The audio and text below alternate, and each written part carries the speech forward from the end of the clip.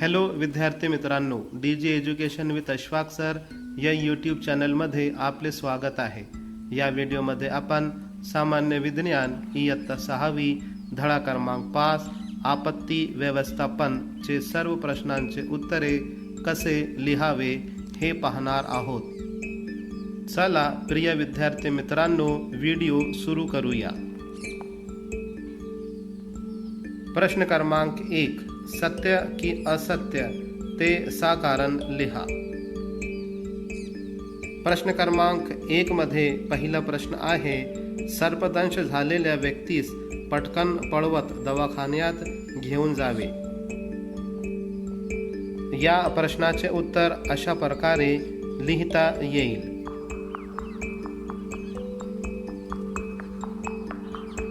2. उष्माघात झालेल्या व्यक्तीचे शरीर थंड पाण्याने पुसून घ्यावे। या प्रश्नाचे उत्तर अशा प्रकारे लिहिता येईल। प्रश्न क्रमांक 2, पुढील परिस्थितीसाठी योग्य प्रथमोपचार चुनवा। तुमचे उत्तर कारण 6 लिहा। प्रिय विद्यार्थी मित्रांनो, यामध्ये पहिला प्रश्न आणि त्याचे उत्तर याप्रमाणे लिहा।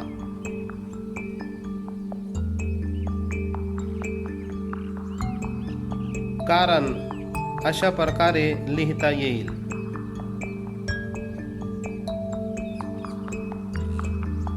दोन, या प्रश्नाचे उत्तर अशा प्रकारे लिहिता येईल।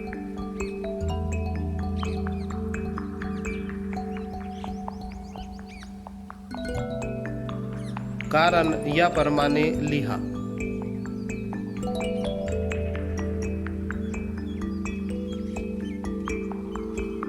प्रश्न क्रमांक 3, प्रिय विद्यार्थी मित्रांनो, प्रश्न क्रमांक 3 याप्रमाणे आहे।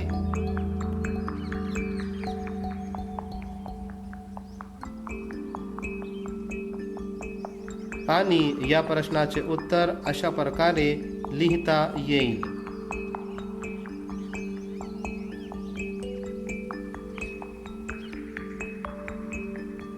विद्यार्थी मित्रांनो, चॅनलला लाईक करा, शेअर करा आणि सबस्क्राईब करा। प्रश्न क्रमांक 4, खालील प्रश्नांची उत्तरे लिहा। प्रश्न आ, भूकंपामुळे मानवी जीवनावर कोणकोणते परिणाम होतात? उत्तर, जीवित व वित्तहानी होते, घरे, इमारती व रस्ते कोसळतात, अनेक लोक जखमी होतात व बेघर होतात। बा, युद्धाचे दुष्परिणाम लिहा। उत्तर, मोठ्या प्रमाणावर जीवित व वित्तहानी होते, घरे, शाळा व इतर मालमत्तेचे नुकसान होते, देशाच्या विकासावर व अर्थव्यवस्थेवर वाईट परिणाम होते, लोक विस्थापित होतात। प्रश्न का, प्रिय विद्यार्थी मित्रांनो, प्रश्न का आणि त्याचे उत्तर याप्रमाणे लिहा।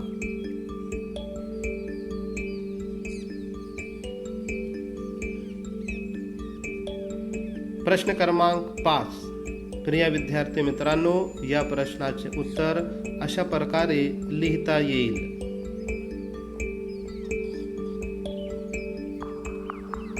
प्रश्न क्रमांक 6, मोठा अपघात, आग किंवा नदीच्या पूर अशा आपत्तीच्या ठिकाणी केवळ तेथील परिस्थिती पाहणे, व्हिडिओ किंवा फोटो काढण्यासाठी आसपास गर्दी का टाळावी? उत्तर याप्रमाणे। प्रश्न क्रमांक 7, प्रिय विद्यार्थी मित्रांनो, प्रश्न क्रमांक 7 आणि उत्तर याप्रमाणे लिहा।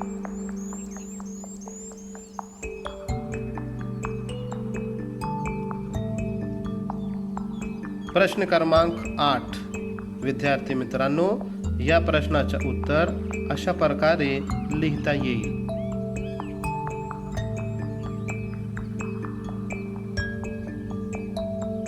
विद्यार्थी मित्रांनो, प्रश्न क्रमांक 9 चे उत्तर याप्रमाणे लिहा।